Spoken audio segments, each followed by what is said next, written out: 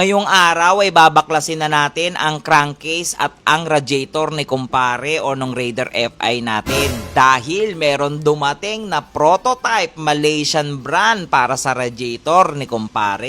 Nakakatuwa kasi after so many years nagkaroon na rin po ng radiator na Malaysian brand. At sobrang thank you na po agad na ako yung napili ninyo mag-test fit ng Malaysian brand na to. Kaya sa mga naka-Malaysian concept dyan na mga naka-Raider 150 FI, panoorin nyo tong video na to dahil ito na yung matagal nating inaantay.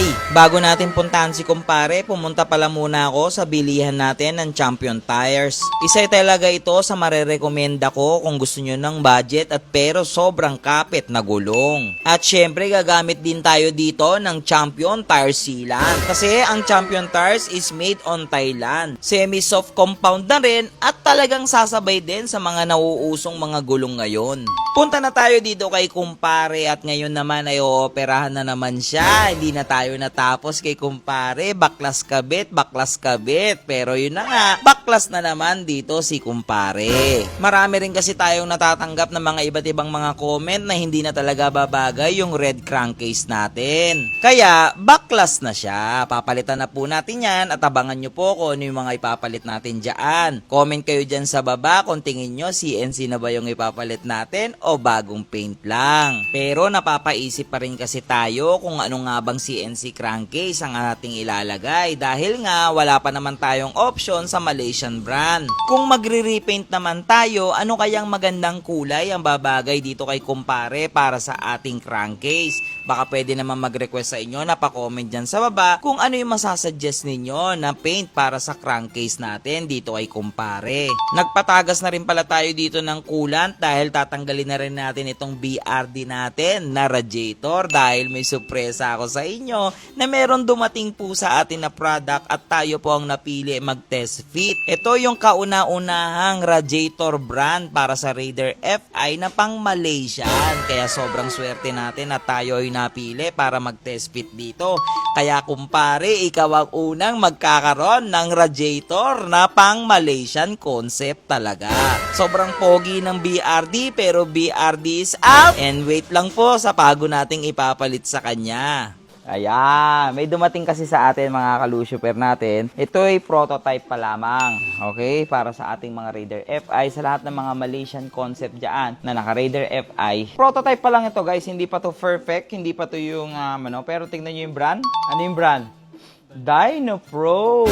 Pero guys, ang alam ko kasi dahil prototype to at ako ang unang magte-test fit, dito makapag-suggest tayo kay Boss Maki, okay, ng mga dapat ika-improve. Paano maging bestseller, di ba? Di ba? Paano kaangat sa iba? Kailangan makakita na muna natin kung ano yung mga dapat idagdag. Una sa lahat, fitment. Importante yon. So, iti-test natin ito kay kumpare. Ito na yung radiator na sinasabi ko sa inyo. Prototype pa lang ito at ito ay Dynopro brand. Pagdating kasi sa motor show, malaki ang puntos pag tama at angkop yung mga brand na nakakabit sa yung motor. Kung napapansin nyo, napakalaki ng built-in niya dito na fan. Sheesh! Di ba mahilig tayo sa loudest pipe? Tignan mo naman yung fan na ito.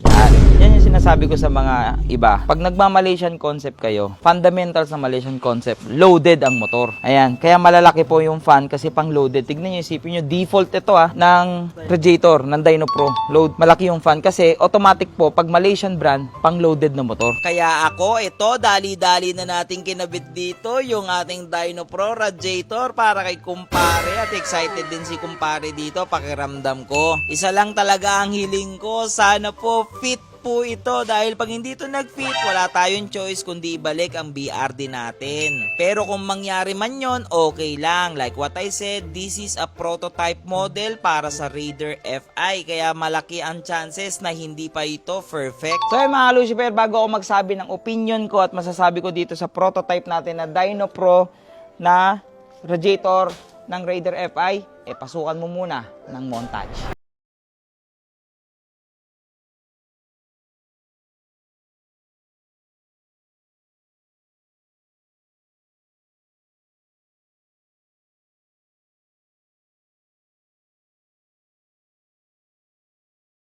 So mga Lucifer natin, ito na po yung fitment natin para sa ating radiator. Dyno Pro, ito lang po yung masasabi ko. Dahil prototype to, I understand naman na talagang may mga magiging changes pa sa official release nito. Pero malaki na kagad ang pasasalamat ko sa inyo na ako ang unang nagkaroon at nakasubok ng Dyno Pro na radiator. So maraming salamat sa tiwala. So ito lang yung matitips ko. Ito, pakita mo to.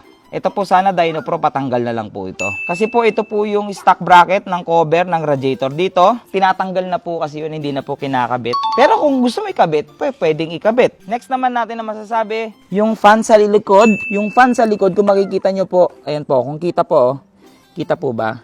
Sakto naman po, maganda po na malaki. Ang problema, ang haba ng bracket sa ilalim. Yung bracket po sa ilalim, sana po mas baba na lang natin ng onti yung fan. Kasi po tumatama dito sa ibabaw. Onting-onti lang naman, pero pwede pa rin, no? Kung hindi naman papalitan, okay lang. Pwede mo rin naman pagbaliktarin yan. Tapos, syempre sa logo. Malaking factor talaga yung logo minsan, di ba? Ang ganda po, pero sana, ang laki ng space eh, oh. Sayang naman kung ganyan lang kaliit yung Dyno Pro. Para sana sa BRD, di ba? Kahit mga ganito kalaki, di ba? Tapos may kulay siya, pula to. Tapos ito is normal black. Parang ganun lang, optional lang naman. Tapos, sa harapan naman natin, napakalinis. Ito wala akong masabi. Isa na lang masasabi ko dyan. Spray. Magandang mayroon ditong, ano bang initial ng Dyno Pro? Pro? Or yung, yung logo ng Dyno Pro, ito. You know, yung parang, ito, Boss Maki. Ito po, naka-spray po dito sa gitna. Or pwede na naman ding wala. Pwede rin naman, option ko lang naman. Para the branding ba? Branding. Kasi masyadong plain yung black lang siya. Diba? Parang si BRD laging may branding dito sa harapan. Kasi ito na yung may expose pag nakalabas na yung, nakakabit na yung fairings. Hindi na makikita to. Kumbaga nakaganyan na yan. Nakatakip na yung fairings, yung leg shield dyan nakatakip na yan. Hindi nakita, Pro na lang. Ito na lang, RO. Diba? RO na lang kita. Pero pag tinignan dito, ay, Dyno Pro. Malayo pa lang. Baba, naglalakad lang. Naglalakad. Uy, Raider F yun. Uy, Dyno Pro! Diba? Kita agad yung radiator. Yun lang naman. Pero other than that, Boss Maki, wala naman na po. Pero ito na nga lang talaga yung concern ko ito.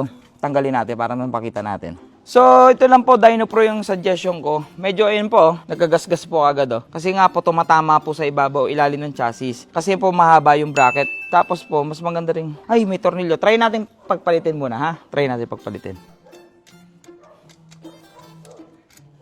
Yon, Dyno Pro, tapos na problema ko. Ayan na, tsaka mas nasa gitna na siya. Kasi ito po yung problema tumatama po kanina dito sa ibabaw. Dito po, nakita ko po ulit sa inyo. Yon, boy, maluwag na.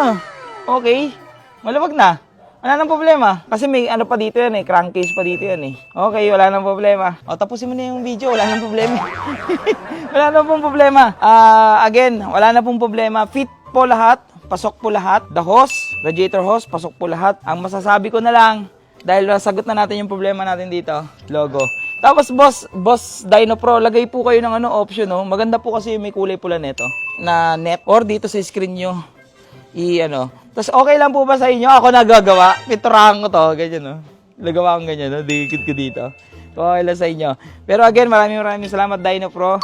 Sasalpa ko na to kay kumpare. Sobrang privilege yung ako po yung isa sa unang nakasubok ng prototype ninyo po. Maraming salamat po, Dyno Pro. So, yun lang yung masasabi ko, guys. Papusuan naman para kay kumpare. Waiting lang po tayo sa crankcase natin. Update ko na lang po kayo. Hanggang dyan na lang.